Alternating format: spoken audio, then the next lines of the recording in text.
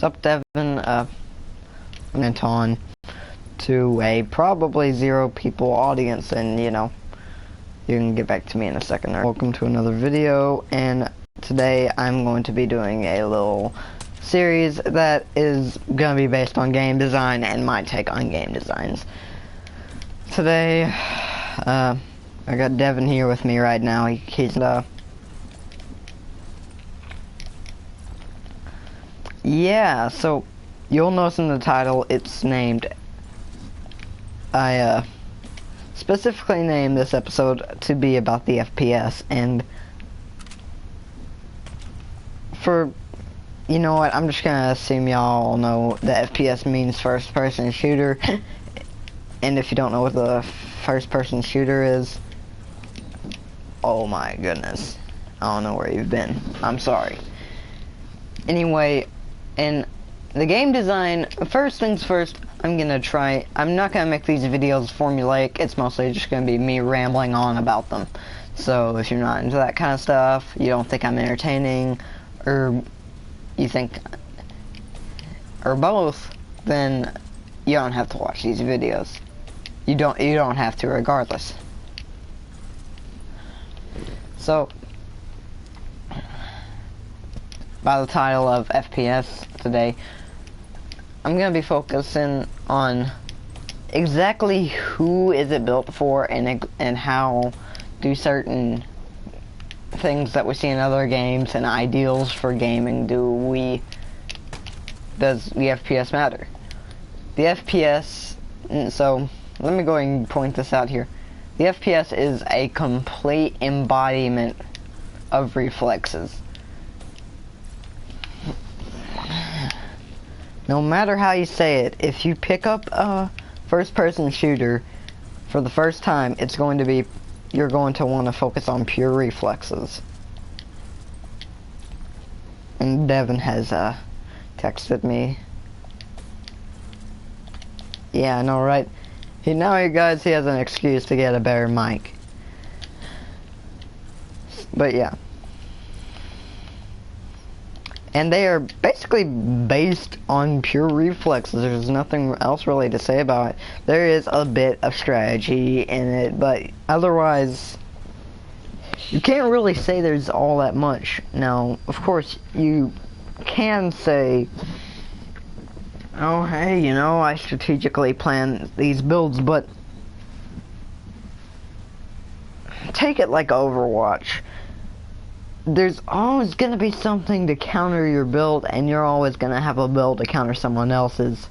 There are builds near perfect, but you know, many require a lot of work to make. And no, I'm not talking about Dark Souls. I am actually talking about this game. And the strategy to it, there really can't be in the end game, which is what I'm focusing on right now, because end game comes early. Modern first-person shooters. The only one that we all know how good that game was. It was pretty darn good. Very strategic, and if you're not using strategy and you're good at the game, you at least know it requires a lot of patience.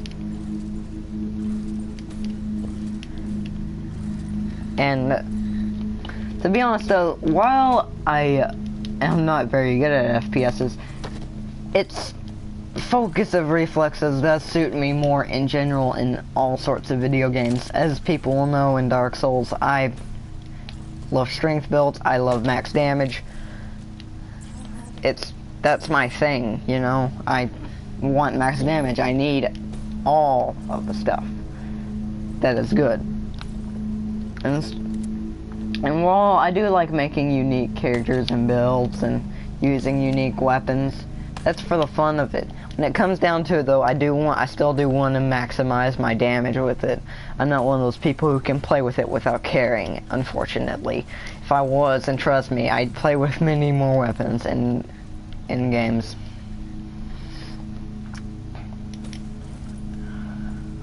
And the reason that the first-person shooters their reflex gameplay doesn't really appeal to me is that people are not going to be forced to come right up to me. I'm normally also an up-close and personal guy, and well, shotguns are a thing in this game and other Call of Duty games and other FPSs. You gotta think to yourself for a second, you know, exactly how good is this gonna be compared to the other weapons? And while it is my best weapon, someone who's really good at who likes shotguns the most might be really good with something else, because other stuff is a lot of the time is better. And if you take this concept of range is key, though, you also have to factor in damage. And people, I don't like to talk about damage in Call of Duty games, but you know, it should come to your attention that damage is a stat and it does matter. Otherwise, snipers would not be a thing, and a lot of people don't ever realize it, but people say, well, you know, damage isn't always the biggest thing, but yeah, a lot of the times it is the biggest thing. You can't say that it isn't, because that it isn't a lot of the time, mostly due to the fact that the more damage you do, the less you have to shoot them, and the less you have to shoot them, the more time you save.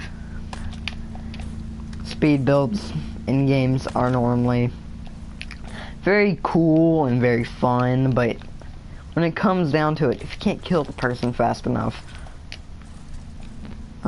then, you know, your speed build's gonna kind of be crap, and you gotta balance everything out most of the time. And another thing that modern FPSs focus on is movement, and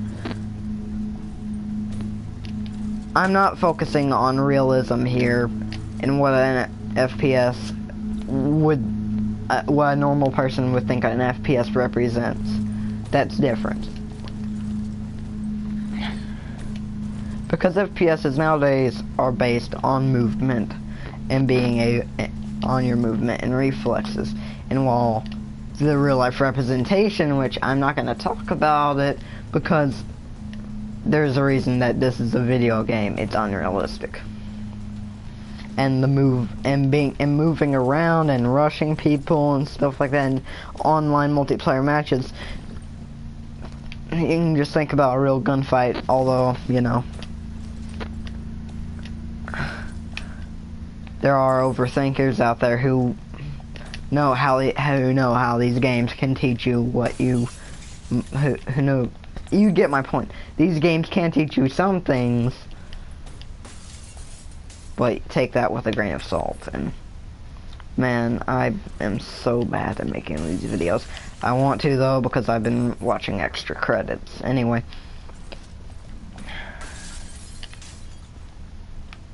Yeah, but as you can see, and it's definitely relevant in Black Ops 3 with the double jump and heck, this free run mode I'm doing. It's very relevant in these things. And just like I said earlier, think about it in a real gunfight and what these things supposedly represent. Although they have found a way, excuses to say how they wouldn't. AKA, hey, we're gonna do zombies, hey, we're calling this advanced warfare, and oh, yeah, you get the point. It isn't, we don't want it to really represent it because it wouldn't be fun that way. If everyone's camping, it's not gonna be fun, and you know, there's always gonna have to be someone on the offensive. Even though defensive a lot of the times comes out on top. Heck, you even see this in Dark Souls PvP. But I digress. And what would that leave tactical players with on these games? Well, that's mostly the stats and there are some places designed for tactical reasons. There's some designed for rushing, and then there's some that I don't know of, also known as Nuketown, on this game, that is. Jeez, I hate Nuketown on this game.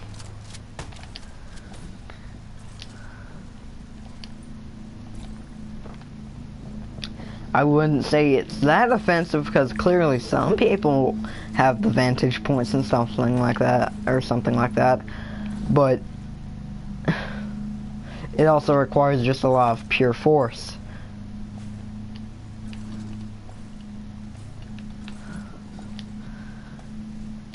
And I just really don't like that map. I'm sorry, I can't talk about it that much.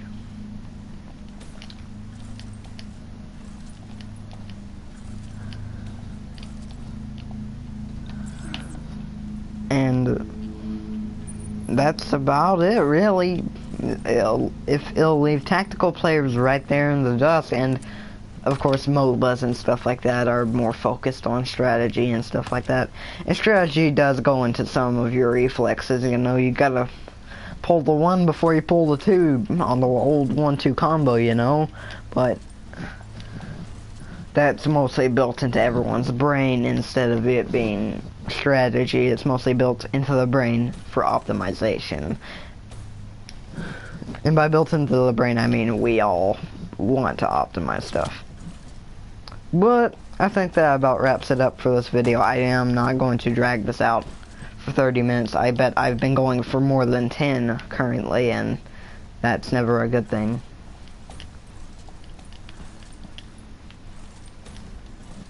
So, after I'm finished with this course, I will end the video. But yeah, also I'd like to point out that school's going great. And plans are definitely to continue Dark Souls and Neo and stuff like that. Weekends will be special, and I'll hopefully be able to feel like recording more.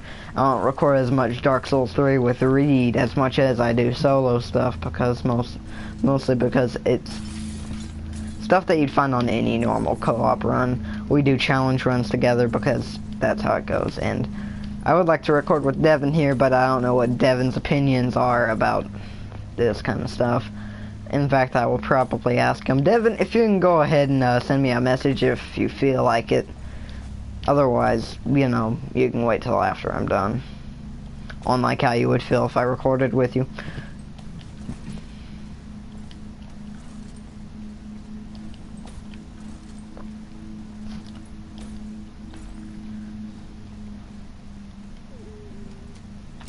And, by the way, I know I've said it before, but I absolutely love this mode. Oh my gosh, it's so awesome.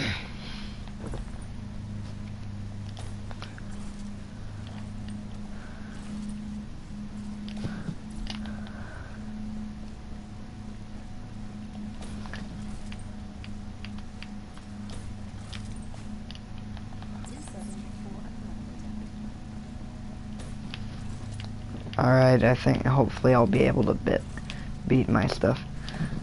Okay, yeah, I'm just, normally I don't like to record people when they're out of their if it means they're going out of their comfort zone. Anyway, hope you guys enjoyed, and I'll see you guys later. Bye bye.